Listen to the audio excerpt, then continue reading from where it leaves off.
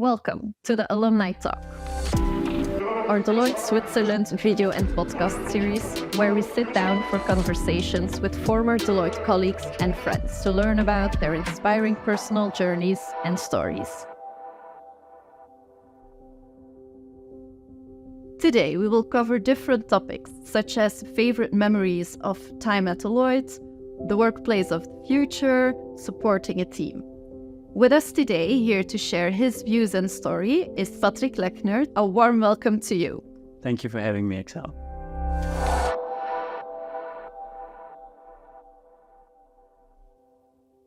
So, tell us about your time at Deloitte. I joined Deloitte in 2015, and I joined a really exciting team. I joined the cybersecurity team. That's the team that works with companies on understanding what are the things that can happening from a cyber attack perspective, what are the things that can happening from the outside, from the inside, and what are strategies that we can put in place in order to help, protect the company's greatest assets. And in case something happens, how do we detect that? How do we respond to that? So a really exciting team, really exciting work. And I had a fantastic time with that team. Perfect. And what was your role within that fantastic team exactly? So I joined shortly after university.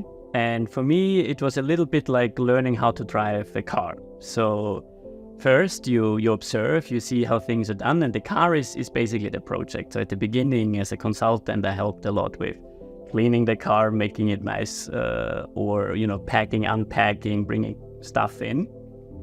And over time, I was taught and instructed by great mentors how to drive the car. So when I first started driving the car myself, it was really a bit scary because you sit there, and everyone who drove a car for the first time knows that there's this steering wheel when I'm gonna use that, and there are brakes, then there's the gas pedal, all these buttons and the lights, and there's a lot to think about, and a lot at the same time to think about. And a lot at the same time, exactly. So over time, I got more and more exposure. I got more driving hours, and over time, I was also able to not just drive on my own, but also bring colleagues along. This is when I was leading projects, was responsible for the delivery of them, and over time, I got more driving hours. I got a pretty good idea of what driving looks like and the art of consulting. So in the end, I was responsible for managing multiple projects for really influential companies. And I think it made me a relatively good driver. The time was absolutely fantastic.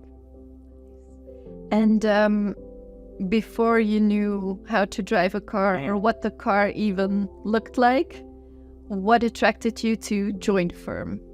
Oh, that's a great question, because when you leave university, there are multiple vehicles, right? There's a car, there's a boat, there's a plane, there are all kind of different things. So what vehicle do you go for?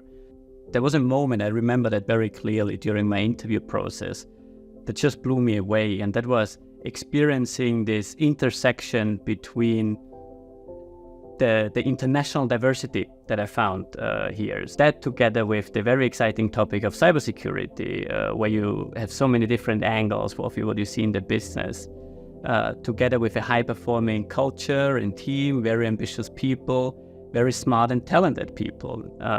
The combination of all these things, this intersection, that just blew me away, and it was like this seems to be a place where you learn how to drive the car really well. So exactly. Are you still in contact with people you worked with at Deloitte on a professional or personal level?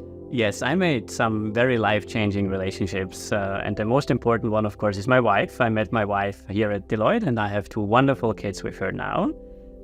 But I also met plenty of other people. I made really good friends that I'm still in contact with, that are still within Deloitte, but they also moved on, work in all kind of different industries now. But also professionally, I've continued working with former colleagues and also from other teams. So the relationships that I were able to build, the network that I was able to build, was life-changing for sure, but just generally very enriching and something that I value a lot. And everyone's a phone call away. Just a phone call away. And then what did you do after Deloitte?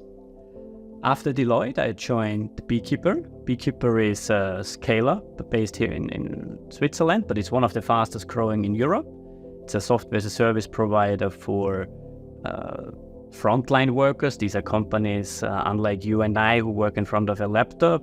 These are retail workers, hospitality workers that usually do not have access to your standard tool set. And they're very often left behind in the digital transformation process. And Beekeeper is there to solve that. And I was hired as the head of information security. So I was responsible there for all the security. I got some really exciting exposure there because the scale-up startup world is very different from the enterprise world. Absolutely loved it there. And as you were responsible for a team at Deloitte, you were responsible for a team at Beekeeper. How do you keep a team motivated? And then with that, how do you keep yourself motivated? Through meaningful growth. And I say meaningful growth because I believe what you become is far more important what you get. So you shouldn't ask yourself, what am I getting from my job, right? You should ask yourself, what am I becoming or where am I going? And is that meaningful for me? I'm a strong believer that you need a trajectory. I think personal development is the key for a good life. And as a team lead and also for myself, there's no difference.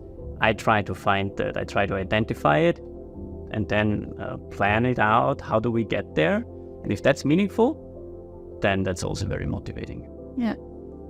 Telling the end destination of where you want to go for yourself with the team and why it should matter or what they benefit from it as well. So that's, if I understood correctly. 100%. And also at the same time, everyone being able to see themselves in that vision. What would be an easy way to do something nice for someone? The easiest way that I've found to do something nice is show appreciation and being grateful. There is something you can learn from everyone. There's something everyone does that can be appreciative of or grateful for. And just sharing that you're grateful for that person for doing that is, in my opinion, not just a very easy way of doing something nice, but it's also very powerful. As you worked in the startup and scale-up world, to your opinion, what does the workplace of the future look like? It's a big question. The future, when is the future? I think the future starts today and tomorrow is always going to be tomorrow. If I look at it maybe more broadly, the economy as a workplace, I think it's going to be really wild. What we have seen now in 23 in particular, with all this rapid adoption of AI everywhere and so on, what we see is knowledge really becomes a commodity. Sure, we had search and everything in the past, but now it's just a fingertip away, whatever you want to know. And the same applies to productivity. So now you can build entire houses with 3D printers. You have automation everywhere. You have robotics going on in almost all industries. And if knowledge and productivity are commoditized, then it's really the human creativity that makes the big difference. So I think it's going to be really, really exciting. And I think it's not going to take long until we see the first unicorn company. So that's a company with a $1 billion valuation that only has 5 employees. And the rest is all done through automation and through latest technology. So the workplace of the future is going to be very exciting. Interesting things to come. Exactly. What are the biggest challenges cybersecurity in general is facing or are facing? Complexity. With so much information available, with so many ideas, with so many things that can be done, with so much new technology, tooling. There's so much creativity happening, so much generally happening. There's a huge complexity with bringing all these things together in reducing the noise and understanding what's really important for a company. I think generally for any business strategy, complexity is difficult, but for cybersecurity in particular, because it's not a technology problem. You have the people component. If you have 10% of people usually click on a phishing email. If you're a company with 1,000 people, that's 100 people clicking. That's a massive exposure. At the same time, if you don't secure your technology, the basis of everything, obviously you also run into risks. and understanding what really matters, how these things all interact, and even understanding what's actually there.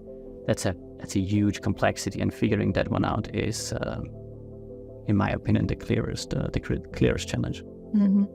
I have another challenge for you. If you would have to explain your role as a cybersecurity expert to a 5-year-old, how would you do that? Oh, wow. Well, my son is 2 years, my daughter is 1, so I still have at least 3-4 years to practice. But let me give it a go. Let's try. How about, imagine you have your toys box, and this is your toys box. This is not the shared one where you can play with your sister and everyone is like, this is yours. And here you can put in the toys that you like the most, that have the greatest value to you. You know, the jumping ball that you have that always makes you giggle, or the small animals, with them you play and make a farm and you jump with the horses. You put it in there, in that box, and we're gonna put a little lock on top, and with a pattern you can unlock it, but only you know that pattern, and only you can access it to make sure that your toys, nobody's gonna mess with them, right? I don't know if there's such a thing as a toy monster, but that's gonna be kept away, yeah. And that's pretty much what a cybersecurity expert does, working with companies, understanding what are the greatest assets they value most, and how we keep them secure and protected. I think if you tell that to your kids, they will get it. They will definitely get it. Okay, I'll report back how it went. Please do so. So then the only thing that is left is me thanking you for your time, for your view on the topics that we discussed today. So thank you very much. Thank you for having me. Thank you. Thank you for joining us for this inspirational conversation. Hope you enjoyed it, and stay tuned for our future Alumni Talks with many more interesting guests.